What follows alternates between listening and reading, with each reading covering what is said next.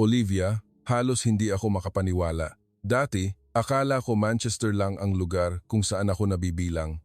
Ang maulan na syudad na iyon ang nagpalaki sa akin, nagbigay sa akin ng mga coffee shop na bukas 24 oras, mga tren na laging nasa oras, at mga umagang nagmamadali akong pumasok sa opisina habang hawak ang isang mainit na tasa ng tsaa.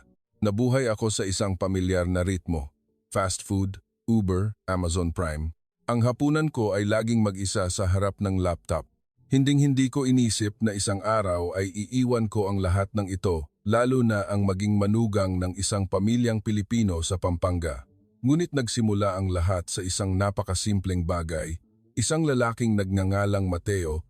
Nakilala ko si Mateo sa isang technology partnership project sa pagitan ng London at Maynila. Ipinadala siya sa UK sa loob ng 6 na buwan para makatrabaho ang marketing team ko. Naaalala ko pa ang unang umaga na pumasok siya sa opisina. Nakaputing polo, maayos na itim na backpack, seryoso ang mukha ngunit may kakaibang kislap ang mga mata. Medyo nanigas siya nang kamayan ko siya. Medyo may punto pa ang Ingles niya, ngunit ang kanyang tindig ay hindi katulad ng sinumang kasamahan kong Asyano na nakilala ko. Kalmado, tiyak, at may respeto sa bawat maliit na detalye. Noong araw na iyon, simple lang ang naisip ko. Isang Pilipinong engineer na marahil ay kasing tahimik ng mga nakakasalamuha ko sa mga seminar. Ngunit makalipas lang ang ilang araw, napagtanto kong nagkamali ako ng husga. Sobrang sipag magtrabaho ni Mateo, isinusulat ang lahat at hinding-hindi nahuhuli sa deadline. Palagi siyang nagbibigay ng pakiramdam ng katiyakan na para bang gusto mong sumandal sa kanya. At higit sa lahat, mayroon siya ng isang bagay na kahit kailanman ay hindi ko naramdaman habang nabubuhay sa isang modernong lungsod, ang mga ugat. Noong gabing iyon, pagkatapos ng mahabang pulong, inaya ko ang team na kumain sa labas. Lahat sila ay pumili ng pamilyar na pub, ngunit si Mateo ay nag-aalangang nagsabi, "Gusto kong subukan ang totoong British fish and chips." Napatawa ako. Iyon ang unang pagkakataon na may isang lalaking nakita kong ganoon ka-cute at humiwalay kami sa grupo. Sa isang maliit na kainan malapit sa Old Trafford, ikinuwento niya ang kanyang mga magulang sa Maynila, ang kanyang pinagmulang probinsya sa Pampanga, malapit sa Pampanga River, kung saan may mga masasayang fiesta. Nagsalita siya sa isang malumanay na boses, minsan ay naghahanap ng tamang salita, ngunit tuloy-tuloy ang kanyang emosyon. Napakatapat niya na nakalimutan kong ilang linggo pa lang kaming magkakilala. Lumaki ako sa isang pamilyang hiwalay, kung saan ang tanging koneksyon namin ay ilang malamig na text message tuwing kaarawan ko. Ngunit si Mateo, kapag binabanggit niya ang kanyang pamilya, mayroon itong paggalang na halos sagrado. Habang nakikinig ako, napagtanto kong may ibang mundo, isang mundong hindi ko pa nararating. Hindi namin namalayan kung kailan kami nahulog sa isa't isa. Isang araw, sinabi ni Mateo na kailangan na niyang bumalik sa Pilipinas dahil tapos na ang kanyang kontrata. Nakatayo ako sa Manchester Airport, pinapanood siyang hilahin ang kanyang maleta at bigla kong naunawaan na may mga bagay na hindi maipapaliwanag ng lohika ng isang taga-marketing. Lumingon siya at niyakap ako, nanginginig ang boses. "Kung okay lang sa'yo, gusto kong ipagpatuloy natin to." At doon nagsimula ang 4 na taon naming long-distance relationship. 4 na taon ng mga video call sa pagitan ng dalawang magkaibang time zone. Mga panahong naghahapunan ako habang siya ay nag-aalmusal. Mga pagkakataong umiiyak ako sa pagod at tanging magagawa niya ay manahimik at panoorin ako sa screen. Ngunit sa 4 na taon na iyon, natutunan ko na may mga taong gaano man kalayo ay nananatiling napakalapit sa puso mo. Noong araw na nag-propose siya, hindi ako nag-atubili kahit isang segundo. Umuulan sa Manchester noon, ngunit ang puso ko ay kasing liwanag ng sikat ng araw. Akala ko magiging simple ang lahat, ngunit nakalimutan ko na ang desisyon ko ay hindi lang pagpapakasal sa isang lalaki, kundi pagpili rin ng isang bagong bayan. Nang sabihin ko sa aking mga magulang na lilipat ako sa Pilipinas pagkatapos ng kasal, namutla sila. "The Philippines?" Tanong ng tatay ko. Hindi makapaniwala ang boses. "Why? That country is dangerous. Po, unstable." Ang nanay ko naman, mahina ang boses ngunit puno ng pangamba. "Anak, Pinaghirapan mo ang buong buhay mo para maging malaya. Bakit mo pipiliing maging manugang sa isang malayong bansa? Hinding-hindi ko pa nakitang ganoon katindi ang pagtutol nila sa anumang bagay. Ang paglalarawan nila sa Pilipinas ay isang lugar na puno ng panganib kung saan inaapi ang mga kababaihan, magulo ang trapiko at masisikip ang mga bahay. Ang basehan nila ay mga clickbait na artikulo, mga malabong kwento at mga bulong-bulungan na narinig nila mula sa mga kaibigan. At sa unang pagkakataon sa buhay ko, hindi ko sila mapaintindi. Ang aming civil wedding ay tahimik na naganap sa Manchester, sa isang munisipyong yari sa kulay-abong bato na nakaharap sa isang plaza. Dalawa lang kami, kasama ang dalawang matalik na kaibigan, at isang opisyal na bumigkas ng ilang linya sa monotonong boses. Pumirma kami, nagsukatan ng singsing, at kumuha ng ilang litrato na ang background ay isang pader na pulang ladrilyo. Naaalala ko pa ang maikling text ng nanay ko. Hindi ko ito masusuportahan, pero sana maging ligtas ka. Ang tatay ko naman ay nanahimik. Hinigpitan lang ni Mateo ang kamay ko sa labas ng munisipyo at sinabing, yung natitira, bahala na ang Pilipinas. Noong gabing iyon, nakaupo ako sa balkonahe ng apartment ko sa Manchester, pinagmamasdan ang mga basang bubong, at sumasakit ang puso ko sa isang kakaibang paraan. Mahal ko ang syudad na ito, ang bawat malamig na hangin, ang mga kalsadang kumikinang sa ilaw. Ngunit napagtanto ko, hindi na ito ang aking tahanan. Ang tahanan ay kung nasaan ang taong naghihintay sa akin sa kabilang panig ng mundo. Ang tahanan ay kung nasaan ang kanyang mga magulang, mga taong hindi ko pa nakikilala ngunit palagi niyang binabanggit ng may buong paggalang sa kanyang boses. Nang hawak ko na ang plane ticket papuntang Maynila, alam kong papasok ako sa isang bagong kabanata at hindi ko inaasahan na sa loob lamang ng ilang buwan, makikita ko ang sarili kong nakaupo sa isang bakuran sa Pampanga. May suot na apron, nakatali ang buhok, katabi ang isang kumukulong kaldero ng adobo at ang sarili kong mga magulang ay hindi makapaniwala na iyon ang kanilang anak. Ngunit iyon ay kuwento para sa hinaharap.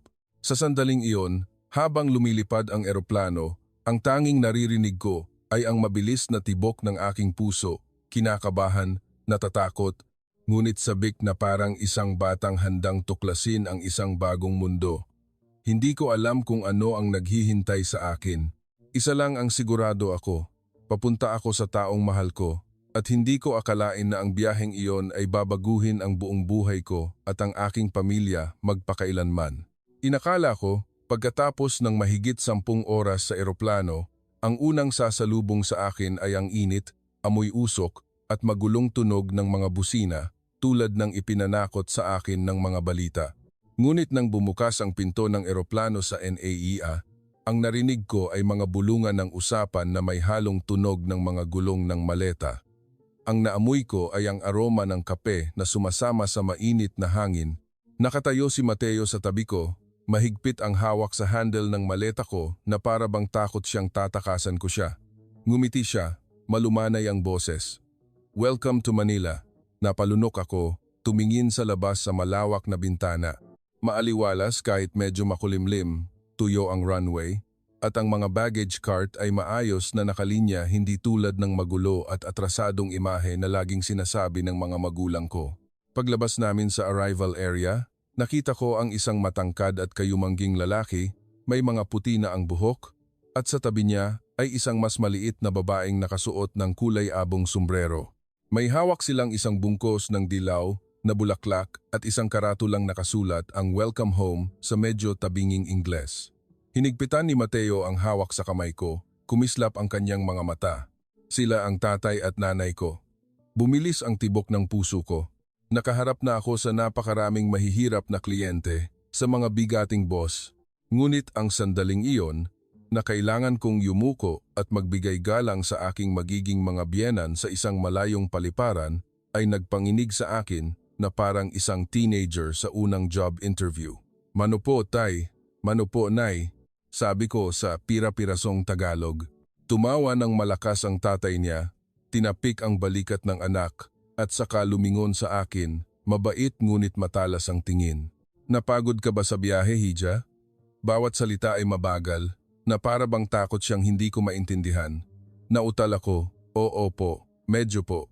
at mabilis na tumingin kay Mateo para humingi ng tulong. Isinalin niya ang ilang pangungusap, ngunit napansin kong mas marami akong naiintindihan kaysa sa inaakala ko. Siguro dahil bilog at malinaw ang kanilang punto o siguro dahil mas maraming sinasabi ang kanilang mga mata kaysa sa salita. Sa biyahe mula Naiya papuntang Quezon City, idinikit ko ang mukha ko sa bintana ng taxi. Ang Maynila na nakikita ko ay hindi tulad ng mga lumang video na ipinakita sa akin ni tatay. Malawak ang skyway, may mga bulaklak sa gitna at sunod-sunod ang mga matataas na kondominium. Maraming sasakyan, ngunit hindi ito isang magulong dagat na walang batas. Mas kaunti ang busina kaysa sa inaasahan ko. Ang mga tao ay sumusunod sa kanilang linya, humihinto sa red light. Hindi naman kasing stressful ng inaakala mo, di ba? Nabitawan ko ang salita. Lumingon si Mateo at ngumiti. Sabi ko sa'yo, ilang linggo matapos akong dumating sa Maynila, nagsimulang magkatotoo ang natitirang bahagi na sinabi ni Mateo. Isang gabi, inabutan niya ako ng isang papel na nakatupi sa 3. Sa loob, may listahan. Simpleng pagbabasbas sa apartment sa Quezon City, isang maliit na kasalan sa isang restaurant malapit sa La Mesa Eco Park. Kinabukasan, uwi sa Pampanga para ipakilala sa mga kamag-anak. Hindi kailangang magarbo, ngunit sapat na ang ritual. Sa tingin ko, hindi na natin kailangang palakihin, sabi ni Mateo, medyo nag-aalangan ang boses. Pero gusto ng tatay at nanay na magkaroon ng isang maayos na araw para malaman ng mga kamag-anak na umuwi na talaga ang manugang nila. Tiningnan ko ang papel, ang mga maayos na salitang Filipino, at sa tabi nito ay may mga notes sa Ingles na isinulat niya para sa akin. Family blessing, both families, pero wala ang pamilya ko. Biglang nanikip ang lalamunan ko. Noong araw ng pagbabasbas, ang maliit naming apartment ay naging isang maliit na bersyon ng mga Pilipinong pelikula na napanood ko sa YouTube. Ang maliit na altar ay maayos na inilagay sa isang sulok, may pulang tela, mga bulaklak, prutas at kakanin. Ang mga magulang ni Mateo ay nakasuot ng bagong barong at Filipiniana, inaayos-ayos ang bawat kandila. Nakasuot ako ng puting Filipiniana na pinatahi para sa akin ni nanay sa isang sikat na designer, malambot ang tela, may mataas na kuwelyo. Tiningnan ko ang sarili ko sa salamin, hindi na ang babae mula sa Manchester na may makapal na jacket at boots, kundi isang ibang bersyon, maayos ang pagkakatali ng buhok, tuwid ang leeg, medyo nanginginig ang mga mata. Okay lang yan. Ipinatong ni nanay ang kamay niya sa balikat ko, bumulong. Kailangan mo lang magbigay galang sa mga ninuno. Si Mateo na ang bahala sa iba. Nang sindihan ang mga kandila, hinawakan ni Mateo ang kamay ko at dinala ako sa harap. Nagsimulang magdasal ang tatay niya sa isang malumanay na boses. Binabanggit ang mga pangalan ng mga ninuno at binanggit din ang pangalan kong Olivia Bendet sa kanyang puntong Kapampangan. May isang saglit na naramdaman kong namumuo ang luha sa aking mga mata. Sa isang lugar na mahigit 9,000 kilometro ang layo mula sa Manchester, ang pangalan ko, na dati lumulutang lang sa mga malamig na email sa trabaho, ay biglang inilagay sa isang mahaba at mainit na listahan ng pamilya. Pagkatapos ng pagbabasbas, nagpunta kami sa isang maliit na restaurant. Hindi ito isang 5-star hotel, walang magarbong dekorasyon, isang function room lang sa ikalawang palapag na may tanawin ng mga kumikinang na ilaw ng syudad. Mga kaibigan ni Mateo, ilang kasamahan niya sa trabaho, mga pinsan mula Pampanga, at ilang mga kaibigan kong Pilipino na nakilala ko lang sa ilang beses na pagkakape, ngunit masigasig na tumugon. Lahat sila ay nakaupo sa mga bilog na mesang may puting mantel. Pumasok ako sa silid na may kasamang musika, isang awiting Pilipino na hindi ko lubos maintindihan, narinig ko lang ang mga salitang kaligayahan, habang buhay. Si Mateo ay nakasuot ng dark blue na barong. Mas makislap ang mga mata kaysa dati. Inilahad niya ang kanyang kamay at ipinatong ko ang sa akin.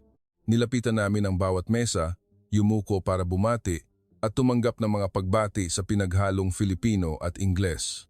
Congratulations sa inyong dalawa, sabi ng isang tita ni Mateo, malakas ang boses. Sikaping mamuhay ng maayos para sa isa't isa.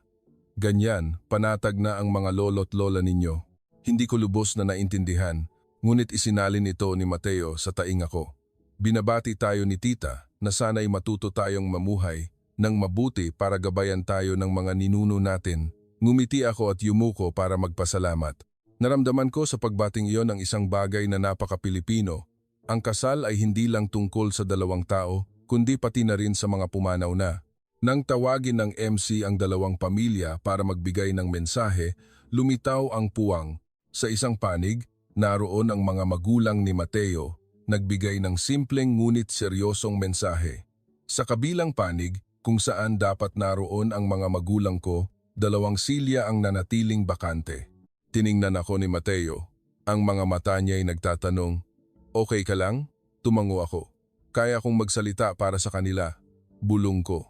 Kinuha ko ang mikropono, nanginginig ang kamay, at tumahimik ang buong silid. Nagsalita ako sa Ingles, na may ilang pautal-utal na salitang Filipino. Salamat sa lahat ng dumalo ngayon. Sa Manchester, pumirma kami sa isang piraso ng papel. Ngunit ngayon, dito sa Maynila, ngayon lang namin tunay na naramdaman na nagsisimula na kami ng isang pamilya.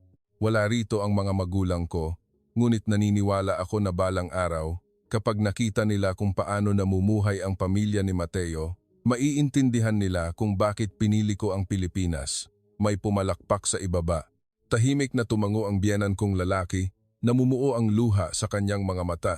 Ang biyenan kong babae naman ay kumuha ng panyo para punasan ang sulok ng kanyang mata habang nakangiti pa rin. Noong gabing iyon, nang matapos ang salusalo, nakatayo kami sa balkonahe ng restaurant, nakatingin sa mga ilaw ng syudad. Malamig ang hangin ngunit kaaya-aya.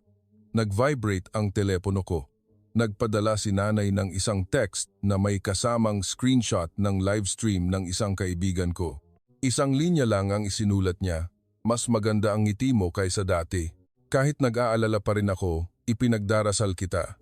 Tinitigan ko ang screen ng matagal bago ko ipinakita kay Mateo. Inakbayan niya ako at bumulong, "Ayan, kalahati na. Yung natitirang kalahati, bahala na ang Pampanga." Napatawa ako, akala ko'y nagbibiro siya. Ngunit makalipas ang ilang araw, nang umuwi kami sa probinsya bilang opisyal na mag-asawa, doon ko naintindihan. Ang kasal ngayon ay panimula pa lang. Ang susunod na yugto ang magiging lugar kung saan tunay na magkakaugat ang aming pagsasama sa lupang ito. Ang condominium namin ay nasa isang bagong urban development sa Quezon City.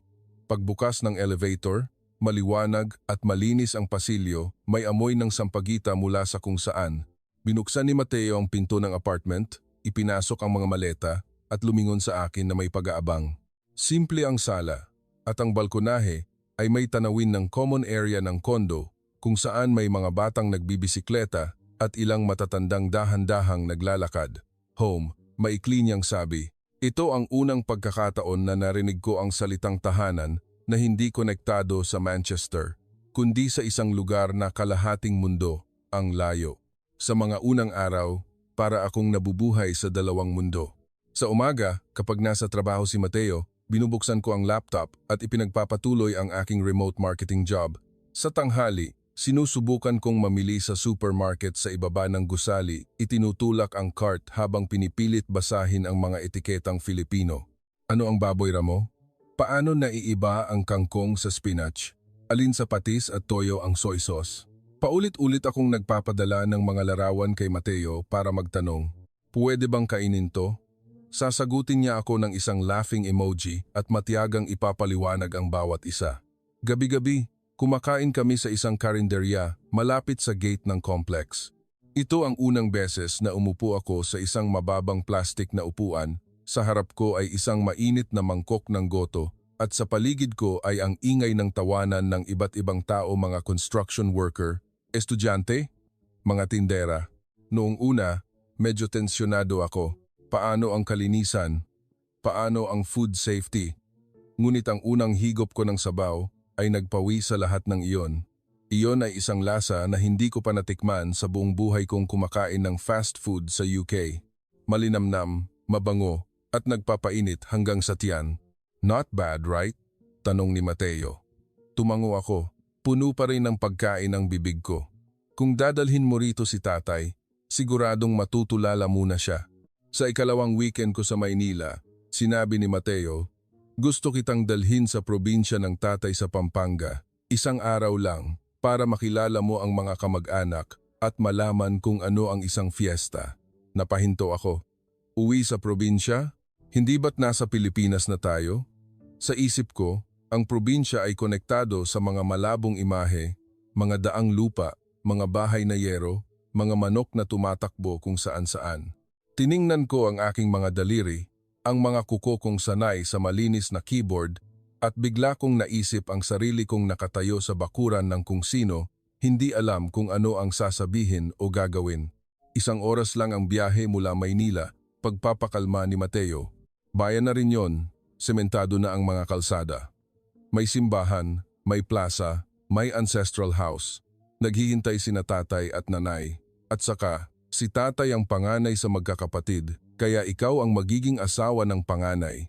Ngumiti siya, habang ako naman ay narinig ang paglaglag ng puso ko, asawa ng panganay. Ang dalawang salitang iyon ay umalingaw-ngaw sa isip ko na parang pamagat ng isang pelikulang hindi ko gustong pagbidahan.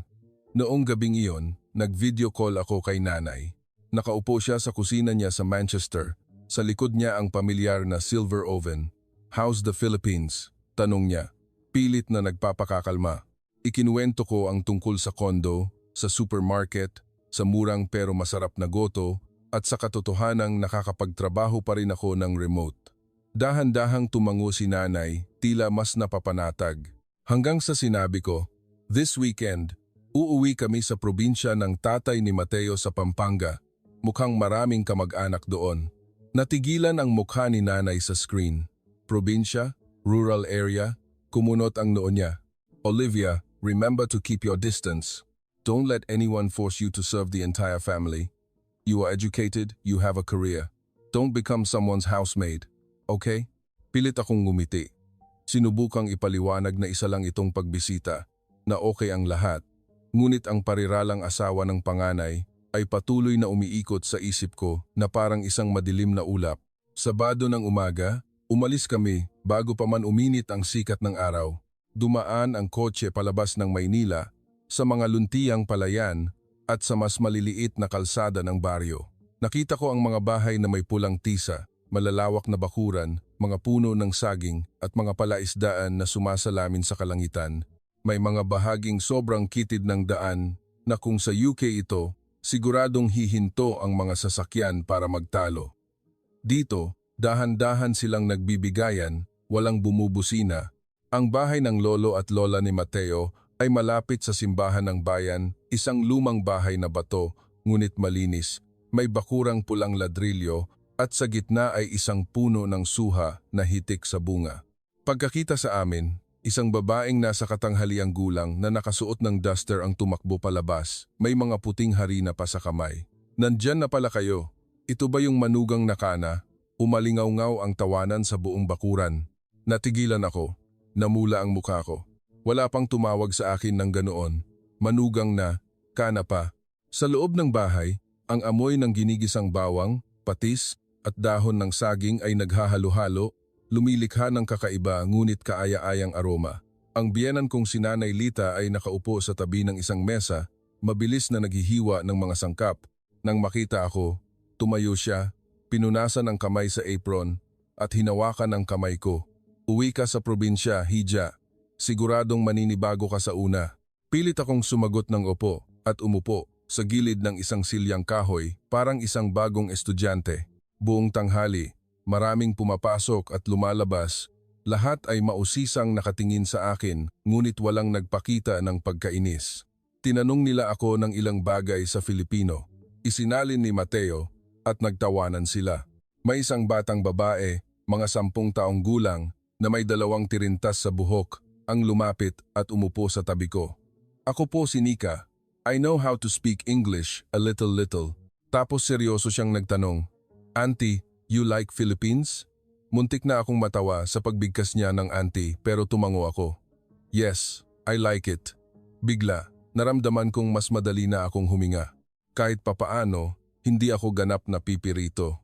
Hapon, nang maihanda na ang hapagkainan, nagsindi ng kandila ang biyenan kong si Tatay Romy sa maliit na altar at binasa ang pangalan ng bawat henerasyon sa aming angkan para marinig ko. Hindi ko naintindihan lahat, Ngunit naramdaman ko ang solemnidad sa kanyang boses, ang paggalang sa paraan ng pagtayo ng lahat sa likuran niya, nakahawak ang mga kamay sa harap. Habang tinitingnan ang mga itim at puting larawan, ang mga magkakasunod na pangalan, bigla kong naalala ang pamilya ko sa UK. Isang pamilyang walang altar, walang family tree, tanging mga malamig na email at mga Christmas card na ipinadala para lang masabing nakabati. Pagkatapos kumain, umupo ang lahat para uminom ng kape, ngumuya ng nganga at magkuwentuhan. Inaantok na ako sa pagod nang marinig ko ang boses ni Tita Sabel, ang babaeng nakaduster kanina, sa likuran ko, malinaw at tiyak. Sa susunod na linggo, malaking handaan para sa anibersaryo ng lolo. Ang asawa ng panganay dapat maagang dumating. Mga 3:00 ng umaga, nasa kusina na para tumulong ha. Ikaw, Olivia, masanay ka na. Sa pamilya natin, ang asawa ng panganay ang sumasalo sa buong angkan. Napaangat ako ng ulo, nanginginig ang tasa ng kape sa kamay ko. 3:00 ng umaga, sa kusina, sumasalo sa buong angkan. Ang buong bakuran ay tila umikot sa paningin ko. Sa Manchester, ang 3:00 ng umaga ay oras kung kailan ako natutulog pagkatapos ng isang malaking marketing campaign, yakap-yakap pa rin ang laptop. Dito, mukhang ang 3:00 ng umaga ay ang simula ng isang ganap na naiibang buhay. Akala ko ang lahat ay magiging kasinggaan. Nang unang pagbisita, kakain lang ng ilang beses, babati sa ilang kamag-anak at babalik na sa Maynila. Ngunit ang pag-uwi namin para sa anibersaryo ng lolo kinabukasan ay nagpamulat sa akin na napaka-inosente ko pa pala. Tinawag itong experience ni Mateo, para sa akin, isa itong survival challenge. Kinahapunan, bago kami umuwi sa probinsya, nag-text si nanay, "Bukas, anak, umuwi kayo bago magtanghali ha? Magbabalot tayo ng suman sa hapon." Tiningnan ko ang text at gusto kong itanong, "Are you kidding me?" Sa Manchester, magaling akong umorder sa Amazon Prime, hindi sa pagbabalot ng kahit ano, lalo na ng isang bagay na tinatawag na suman, na nakita ko sa Google na may komplikadong hugis na nakabalot sa dahon. Ngumiti lang si Mateo nang makita ang namumutla kong mukha. "Magtutupi ka lang naman ng dahon. Ang mga tita na ang bahala sa iba. Huwag kang mag-alala." Ngunit natutunan ko na ang isang bagay pagkatapos ng unang linggo ko sa Pilipinas. Lahat ng sinasabi ng mga Pilipino na simple lang ay karaniwang hindi simple. Pagdating namin sa bakuran ng hapong iyon, nakita kong nakahanda na sa gitna ng bakuran ang 2 malaking palanggana, isa para sa mga dahon ng saging at isa para sa malagkit na bigas. Sa isang sulok, may isang malaking bandehado ng giniling na baboy na sa tingin ko'y walang ganoon kalaki sa Tesco sa Manchester. Ang amoy ng bawang, paminta at patis ay naghahalo-halo, lumilikha ng isang aroma ng selebrasyon na medyo nakakatakot din para sa akin. Sinalubong kami ni nanay, may mga bakas pa ng galapong sa kanyang mga kamay at nakangiting sinabi, "Nandito na pala kayo. Magpalit ka na ng damit, hija, para komportable ka at di madumihan." Bago pa ako makapasok sa loob, lumitaw si Tita Sabel, malakas ang boses. "Nasaan na yung manugang na kana? Halika rito, tuturuan kita kung paano magtupi ng dahon. Basta't masinop ka, ayos na yan." Masinop. Tiningnan ko ang mga kamay kong sanay sa pag-click ng mouse at pag-type sa keyboard at huminga ako ng malalim. Naalala ko, ang huling beses na pumasok ako sa kusina ay para magluto ng pasta mula sa isang delatang sarsa. Ngayon, sa harap ko ay isang bunton ng dahon ng saging na kasing laki ng buong hapagkainan namin sa dati kong bahay. Sinunod ko ang mga direksyon, buksan ang dahon, punasan ang bawat gilid, itupi sa hugis parihaba. Tiningnan ni Tita Sabel ang una kong gawa at umiling agad. "Hindi, mapupunit yan. Ulitin mo. Dapat pinapakinis ang dahon, iwasan ang mga litid." Inulit ko, umiling ulit siya. Yung kabilang dulo ang itutupi paloob. Sa pangatlong beses, "Hay nako, hayaan mong ipakita ko sa iyo." Kinuha niya ang dahon mula sa kamay ko. Ang kanyang mga galaw ay napakabilis at tiyak na para siyang nagpe-perform para sa isang audience. Sinubukan kong gayahin, tumutulo ang pawis sa noo ko kahit medyo malamig ang panahon. Sa ika-5 dahon, nagsimula na akong makuha ang hugis. Sumulyap si Tita Sabel at ngumisi. "Ayan, pwede na." Sabi ko na nga ba, kahit kana, basta't masinop, may ibubuga rin. Ang kakaibang papuri na iyon ay nagpahiya at nagpatawa sa akin ng sabay. Si nanay, na nakatayo sa tabi, ay dahan-dahang inabutan ako ng tuwalya para punasan ang aking mga kamay. Ang kanyang mga mata ay puno ng pagmamalaki. Sa unang pagkakataon, naramdaman kong may nagawa akong isang bagay na pag-aari ng lugar na ito. Habang inihahanda ng lahat ang mga sangkap para sa susunod na batch, ako naman ang naatasang mag-alis ng tangkay ng mga gulay. Isang malaking palanggana ng kangkong na may mga ugat pa ang inilagay sa harap ko. Umupo ka ng nakasquat para magtanggal niyan, sabi ni Tita Sabel. Huwag kang tumayo ng matagal, mahihilo ka. Sinunod ko, nagsimulang sumakit ang mga kamay ko sa paulit-ulit na paggalaw. Pinanood ko ang mga kamay ng mga tita na dumadaan sa mga gulay na parang hangin, habang ang sa akin ay mabagal pa rin na para bang ginto ang aking hinihimay. Sa bawat pagbagal ko, pasigaw na sasabihin ni Tita Sabel, "Bilisan mo, Hija, aabutin tayo ng gabi niyan." Ngunit napagtanto ko na hindi iyon pagkainis. Iyon ay ang uri ng pag-uudyok ng mga taong sanay sa isang komunal na kultura. Lahat ay gumagawa, lahat ay kailangang maging mabilis para makapunta sa susunod na gawain. Mga 4:00 ng hapon, isang eksena ang nagpatigil sa akin. Sa gitna ng bakuran, nagsimula silang magkatay ng baboy. Ginawa nila ito ng napakanatural, na para bang naghihiwa lang sila ng cake. Hindi ko pa nasaksihan ang ganito sa buong buhay ko.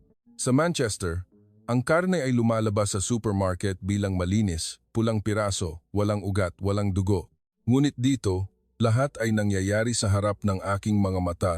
Napakalinaw nito na kinailangan kong tumalikod para makalunok.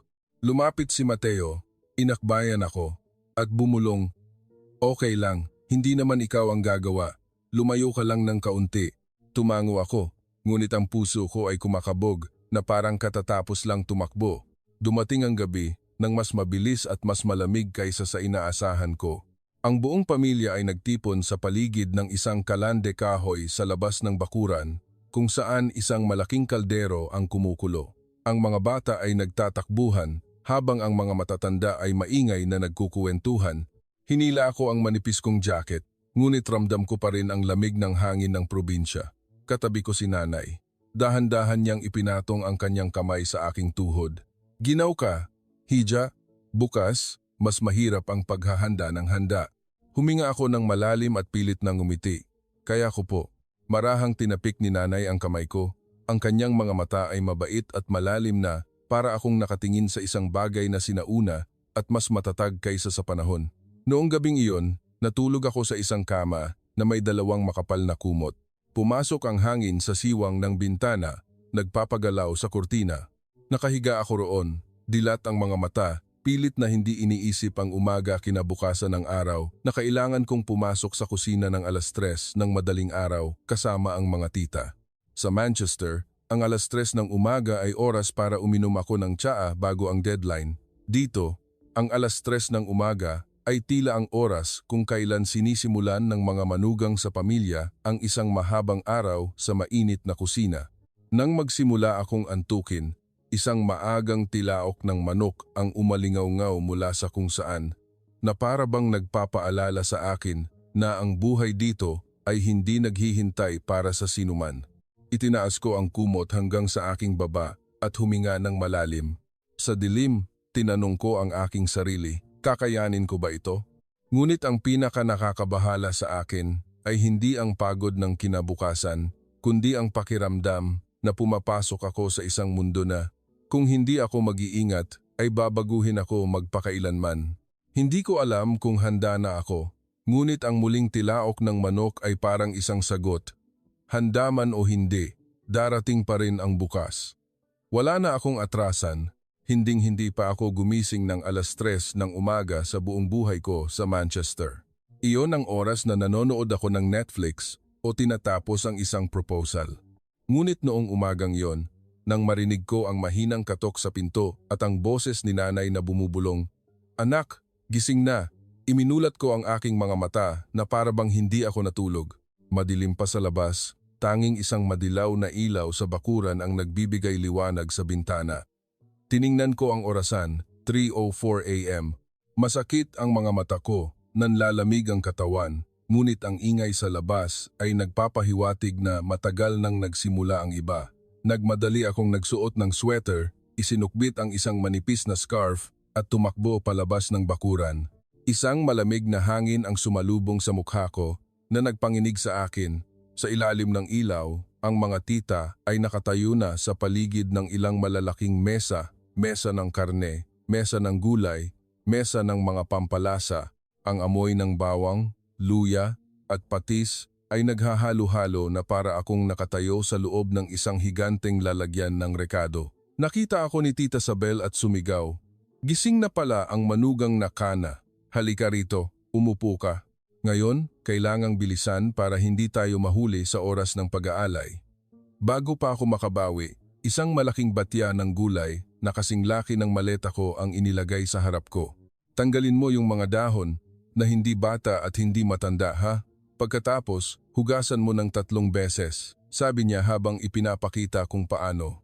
Ang bilis ng kanyang mga kamay na para akong nanonood ng slow motion habang siya ay nasa fast forward mode.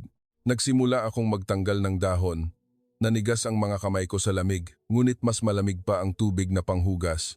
Sa ikalawang hugas, wala na akong maramdaman sa mga daliri ko. Tanging ang tunog ng agos ng tubig at ang kuwentuhan ng mga babae sa paligid. Magaling din pala yung manugang na kana, pero baka hindi kayanin. Tingnan mo, yung kamay, ang puti. Baka himatayin yan kapag pinagbunot ng balahibo ng manok. Nag-uusap sila ng natural na para bang hindi ko sila naiintindihan. At totoo, kalahati lang ang naiintindihan ko. Bigla, isang manok na nakatay na ang dinala sa harap ko. Ipinagpag ni Tita Sabel ang kanyang mga kamay at sinabi na parang wala lang. Bunutin mo, yung mga natirang balahibo, anak, para malinis na. Tiningnan ko ang katawan ng manok, makinis at medyo mainit pa. May maliliit na balahibo at nanikip ang lalamunan ko. Sa Manchester, ang manok na nakikita ko sa supermarket ay nakabalot, malinis, walang ulo, walang paa. Ngunit ang nasa harap ko ay isang totoong manok. Napalunok ako, hindi po ako sigurado. Kung hindi ka sigurado, gawin mo para maging sigurado ka. Putol ni Tita Sabel, seryoso ang boses ngunit hindi masama ang intensyon. Ang asawa ng panganay sa pamilyang to, dapat alam lahat, asawa ng panganay. Ang dalawang salitang iyon ang pumigil sa aking umatras. Huminga ako ng malalim, yumuko at nanginginig na binunot ang bawat manipis na balahibo, malamig at ang amoy ng lansa ay pumasok sa ilong ko. Ipinikit ko ang aking mga mata sandali at sinabi sa sarili. Nalagpasan ko ang mga deadline ng 2 a.m. Nakaligtas ako sa mga nakakapagod na meeting. Kaya ko to. Kalahati na ng manok ang nabunot ko nang sumakit ang kamay ko na para bang malalaglag na. Dahan-dahang lumapit si nanay at ipinatong ang kamay sa balikat ko. Hindi mo kailangang gawin lahat anak. Ginagawa mo lang to para matuto. Napakababa ng kanyang boses. Ngunit nagparamdam ito sa akin ng paninikip ng dibdib. Sa gitna ng ingay sa bakuran, siya lang ang nakakita kung gaano ako nagsisikap. Mga 7:00, nang sumisikat na ang araw, lumipat ang gawain sa mas mapanganib na yugto. Pag-aayos ng mga sausawan. Nakaupo ako sa harap ng 3 mangkok, patis, toyo at bagoong. Sa paningin ko, magkakamukha silang lahat kayumanggi, malapot. Inamoy ko. Isang malaking pagkakamali. Nabulunan ako sa tapang ng amoy ng bagoong na para akong sinuntok sa mukha. Dumaan si Tita Sabel at sumigaw, "Yang kulay ube, bagoong, yan para sa nilagang baboy, hindi pang sabaw sa kanin." Ang kana na kumakain ng bagoong, magaling na yan. Namula ako, hindi alam kung matatawa o maiiyak. Ang mga babae sa paligid ay nagtawanan ng malakas, hindi masamang biro, kundi parang, oo nga, ang inosente ng batang to, pero cute. Nang malapit nang matapos ang pagluluto, ang susunod na gawain ay nagparamdam sa akin na gusto ko nang magtago, paghuhugas ng mga plato. Halos 40 pirasong puting plato, manipis, ang nakasalansan. Mahina kong tinanong, "May dishwasher po ba?" Natahimik ang buong bakuran ng 1 segundo, at pagkatapos ay sabay-sabay silang tumawa. Itinukod ni Tita Sabel ang kanyang kamay sa baywang. Dito sa probinsya, ang dishwasher ay ang asawa ng panganay anak. Yumuko ako, nahihiya, natatawa, at natatakot. Hindi mainit ang tubig at ang mga kamay ko ay namula at nagbitak. Sa tuwing akala ko'y tapos na ako, may isang tita na maglalagay ng 5 plato pa sa tabi. Dahan-dahan lang, luma na, yang mga plato, paalala ng lahat. Ang pakiramdam na hawak ko ang isang platong napakanipis na baka mabasag sa isang maling pisil ay nagpatense sa akin na para akong may hawak na bomba. Bago magtanghali, napaupo ako sa isang maliit na upuan, magulo ang buhok, kulubot ang mga kamay, at maputla sa pagod. Ngunit napansin ko na sa paligid ko, lahat ng ibang babae mula kay Tita Sabel hanggang kay nanay ay patuloy na gumagawa, tumatawa, at puno ng enerhiya na para bang normal lang ito sa kanila. Isang bahagi sa akin ang nainggit at isang bahagi naman ang humanga na para bang gusto kong tumayo at pumalakpak. Nang makita akong pagod na pagod, inabutan ako ni Mateo ng isang bote ng tubig at bumulong, "Sorry, dapat sinabihan kita ng maaga. Dito sa amin, sobrang gagaling talaga ng mga babae." Gusto kong magalit, ngunit nang makita ko ang pagsisisi sa kanyang mga mata, napabuntong hininga na lang ako at sumandal sa kanyang balikat ng ilang segundo. Nang tumunog ang kampana ng simbahan, hudyat na malapit na ang oras ng pag-aalay, huminto ang lahat. Tumingala ako at nakita ang mga nakahandang-handa manok, relleno, suman, pritong isda, isang platong kanin na pula, at isang bandehadong prutas. Lahat ay mabango, maganda, at maayos. At kahit maliit lang ang naitulong ko, naramdaman ko ang isang bagay na mahirap ipaliwanag na para bang kalalampas ko lang sa unang malaking pagsubok sa buhay ko bilang asawa ng panganay. Ngunit sa sandaling nagsimula akong makaramdam ng pagmamalaki, pumalakpak si Tita Sabel. "Oh, sige na.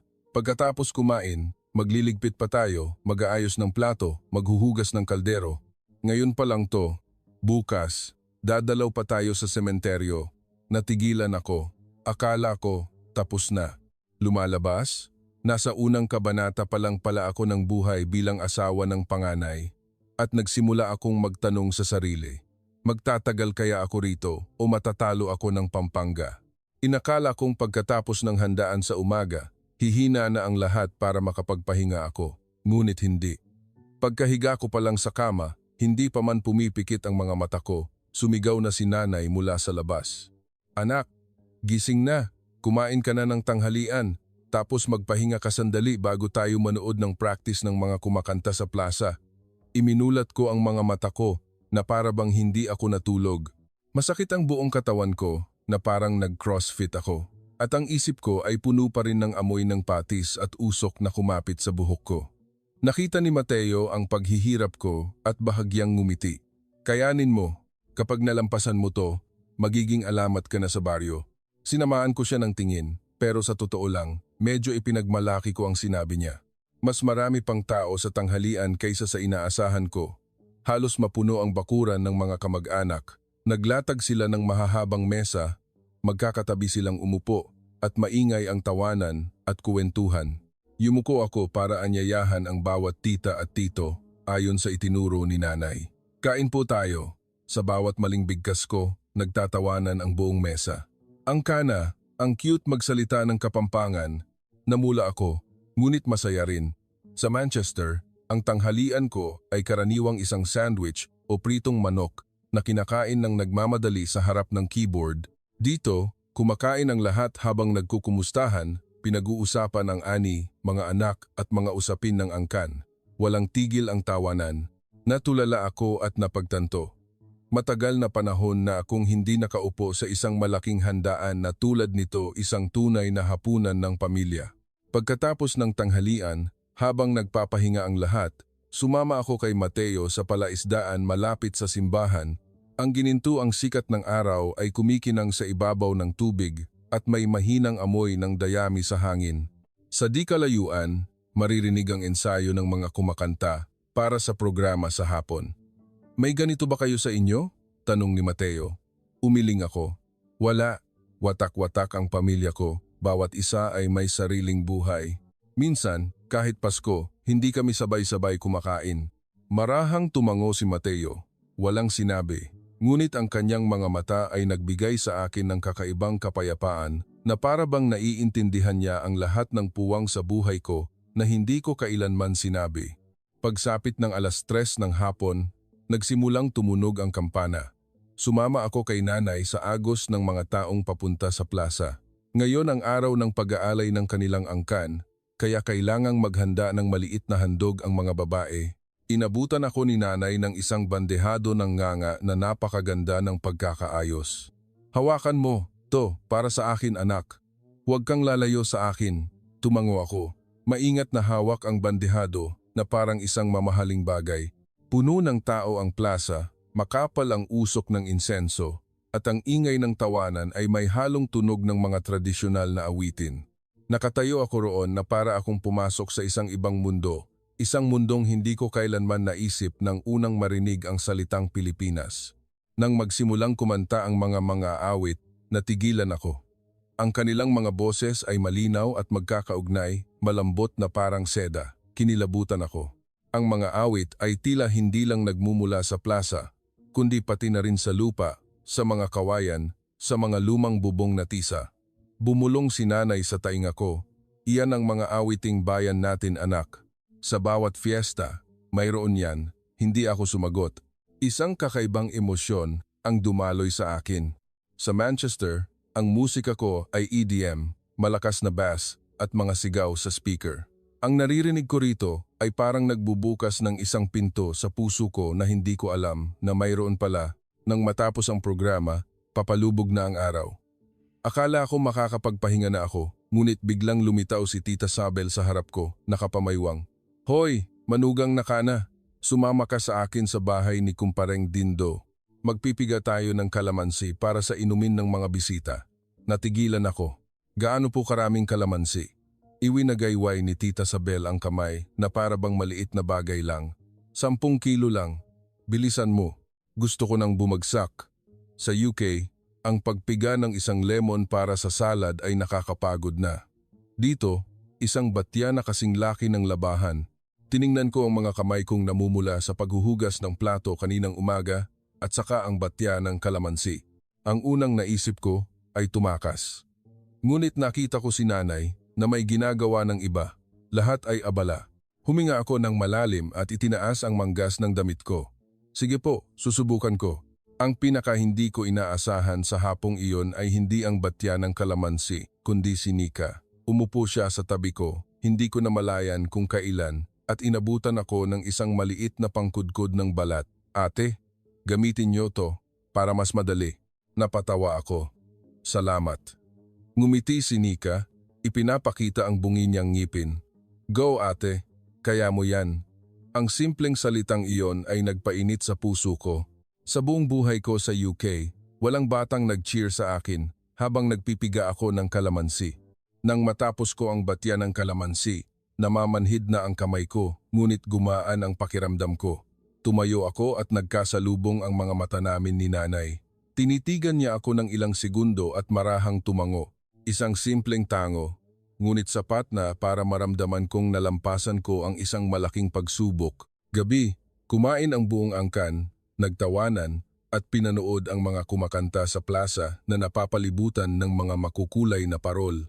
Nakaupo ako sa gitna ng lahat, magulo ang buhok, may mga bahid ng kalamansi sa mukha, ngunit payapa ang puso ko. Bago matapos, isang matandang lalaki sa angkan ang lumapit, nakatungkod at marahang hinawakan ang kamay ko. Ikaw, yung manugang na kana, pero ang sipag mo, mahal ka ng angkan namin. Dito, basta't tapat ka, mamahalin ka ng lahat. Natigilan ako, ang mga salitang iyon ay nagpalambot sa puso ko. Pag-uwi, mahina kong tinanong si Mateo. Nagiging ibang tao na ba ako? Niyakap niya ako at ngumiti. Hindi. Natutuklasan mo lang ang isang bagong bahagi ng sarili mo. Nanahimik ako. Ngunit sa puso ko, alam kong tama siya. At alam ko rin na ang mga darating pa ay mas mahirap kaysa ngayon dahil noong gabing iyon, nag-anunsyo si nanay ng isang bagay na halos ikahulog ng tasa ko. Bukas ng umaga, dadalaw tayo sa sementeryo. Olivia, anak, gising ka ng 4:00 ha? Nanikip ang lalamunan ko at napatingin kay Mateo. Nagkibit balikat lang siya. Welcome to Pampanga, mahal. At naintindihan ko. Ang paglalakbay ko bilang manugang ay nagsisimula pa lang.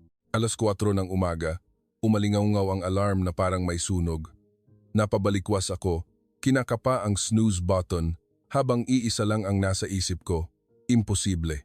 Sa Manchester, sa oras na ito, nakabalot pa ako sa makapal na kumot kunwari walang mundo sa labas.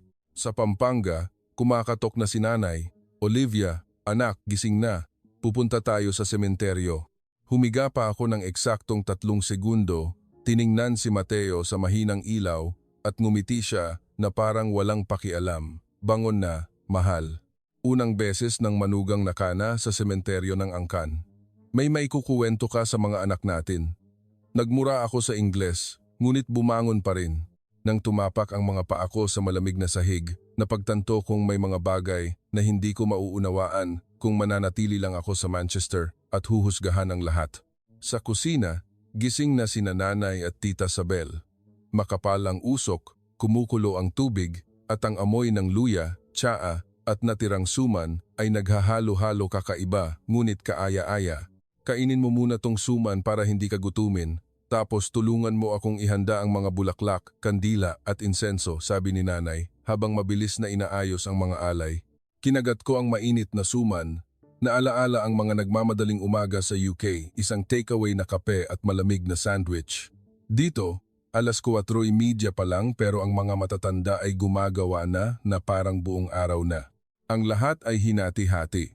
Isang bandehado ng prutas, mga bulaklak, isang bungkos ng insenso, mga kandila. Ako ang naatasang magdala ng isang bandehado ng prutas at kandila.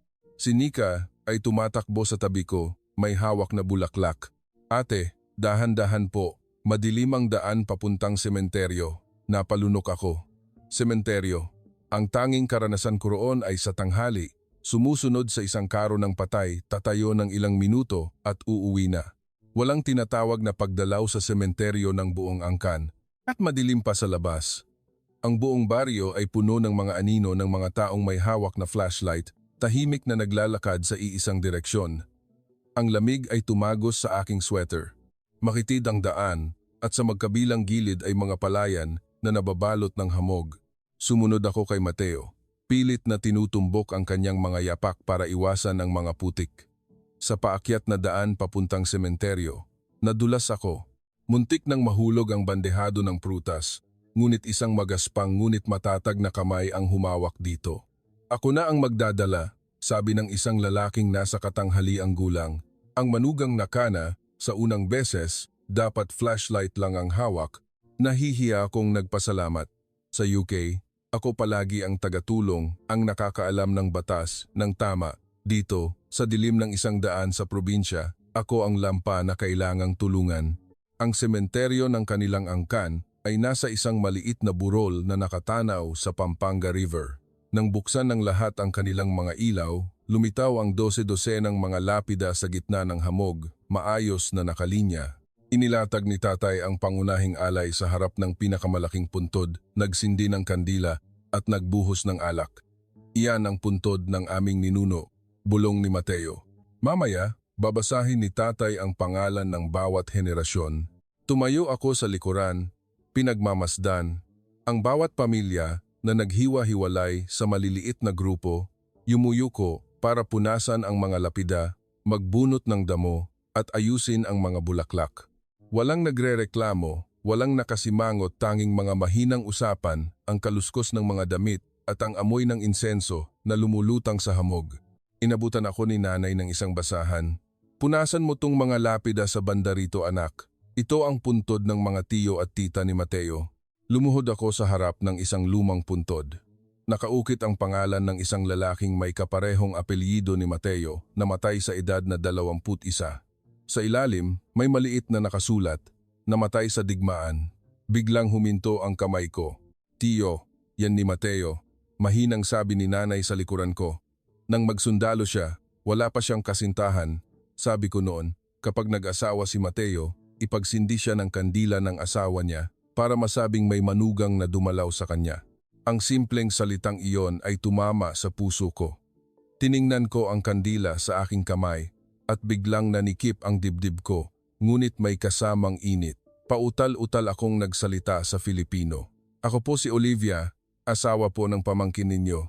Nandito po ako para bumisita.